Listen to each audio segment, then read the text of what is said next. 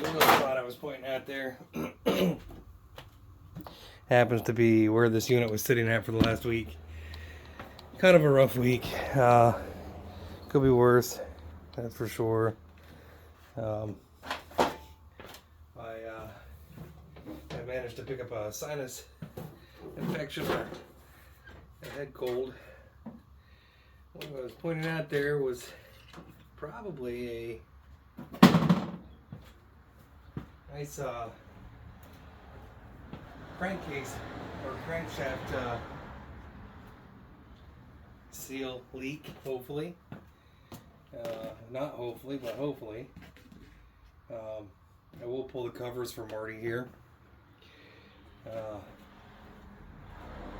Believe it or not, I thought that was running long enough to go ahead and have enough heat in it. And yeah, it's loose.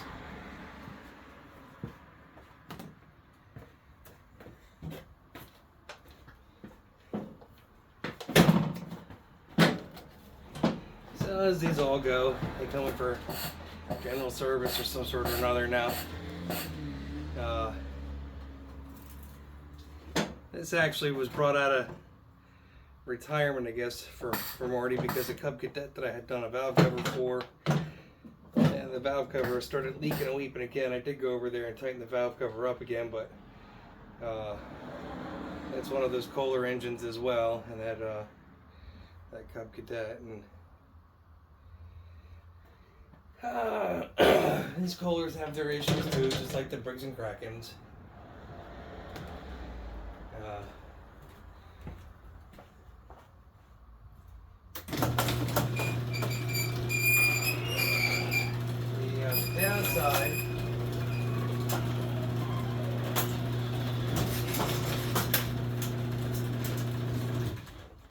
Downside to today's projects is I think I have pretty much everything out in the pickup truck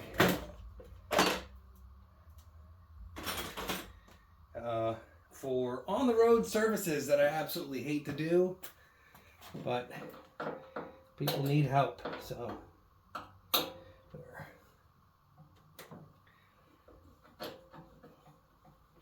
going to try to find some tools in here without having to bring everything in from the garage, or from the the mobile garage. Yeah. Yeah. I'm gonna enjoy that for the entirety of this show.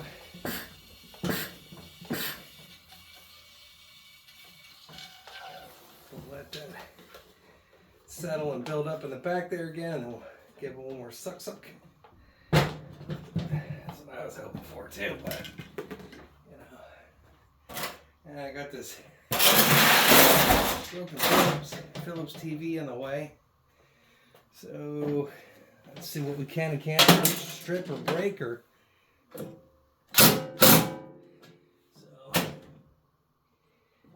is, as Frank would say, an adjustable. But it looks like it is probably half inch or 15-30 seconds. Let's just see what we got laying around here. Might even be metric, but I doubt it. Give it a half inch first.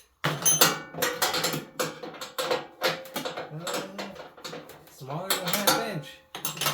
Well, all blue. Which means it's probably smaller than 15-30 seconds.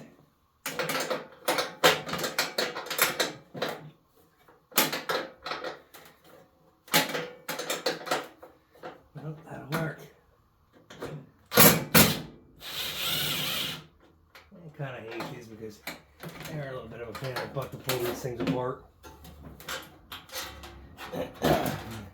Once you get that thing off, you gotta be careful that you. I guess there we go. Gotta be careful that you don't let the hood go slinging forward and mess things up more than they already are. Would have been nice if they would have done what everybody else does, but White had this same setup too, and they had a twin Briggs and Stratton in there. Husky did the same crap too with these these like metal brackets in there and crap like that. Just, you know, anything to make it a real pain in the biscuit to, it's not terrible, but it's not the best. Well, we'll let the clock start on this one. I don't know.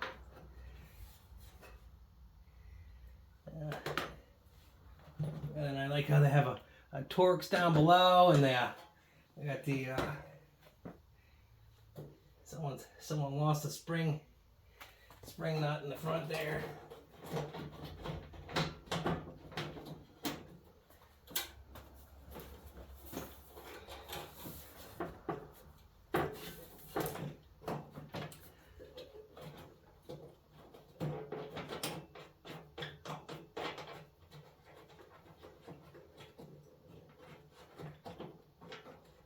Hey.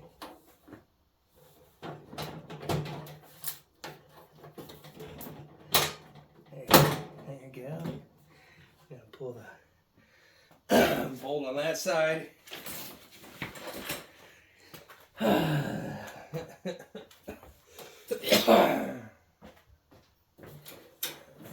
this forward so we don't lose. That's one panel. There's should be 2 spring loaded mechanisms in the front of these.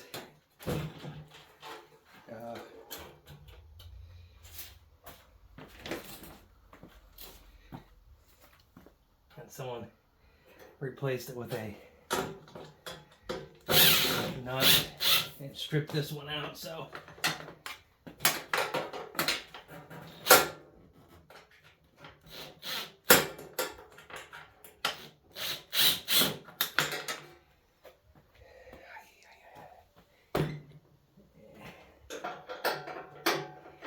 looks like it's going to be a 1/2 inch.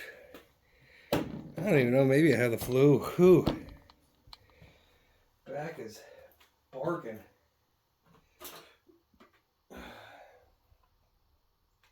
What did I just do with that?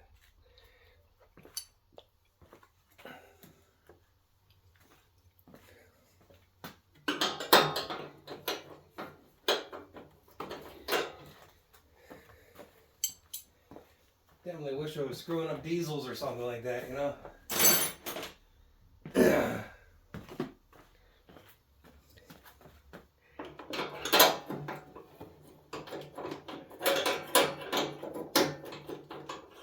Wow.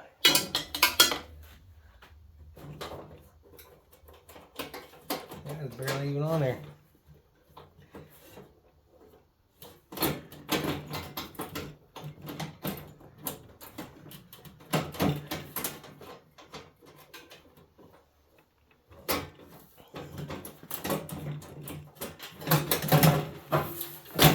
Well, I got those 2 covers off.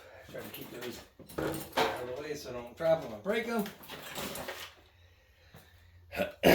Should just pull the front off.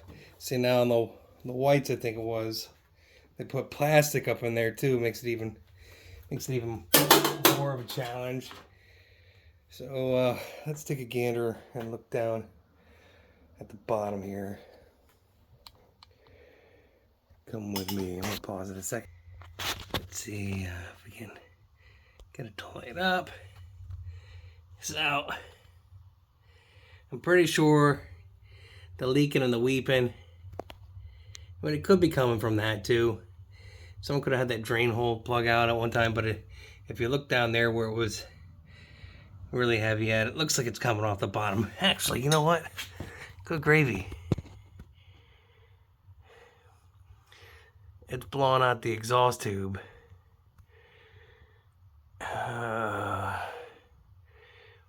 Well, it's definitely blowing out the exhaust tube, so you can see how shiny and wet that is. So that's part of your smoking problem. Let's see what the other side looks like here. This side's nice and dry. See how that side's nice and dry? So, I mean, he could have Could have some leaks in a whole bunch of different places. Your drain tube here could be part of that problem. That's probably why we have some of that residual on that side. It could still be a crankcase seal, you know. Let's not count that out. I mean, definitely looks pretty nasty under there. I don't clean engines out here usually because that creates a hazmat site. And then this side over here, definitely have oil coming out your exhaust tube. So you got either a bad head gasket, which I'm probably guessing more so than anything. Looks like there's some remnants of some mouse nests in there because it got some debris up in there. That looks, oh yeah, right down in there too. So hopefully they didn't come out with that. So I guess we'll pull the cover off. But I'm gonna give you a call and ask you how much you really want to spend on this, because honestly, this isn't just a general service. You got a little bit going on here. You know, I could just do a general service and tell you to keep an eye on the oil and add oil. That'd be all fine and dandy, I'm sure. And it would get you through a mow season. You could probably sell this for a couple $100, $300, $400, $500. I don't know. So your other Cub Cadet that you had there for $300, $400, $500, and try to buy yourself something maybe a little newer, a little less leaky. Maybe something with Kawasaki in it. I'm not saying that Kawasaki is the best engine out there, but it is one that I see less of as far as services go.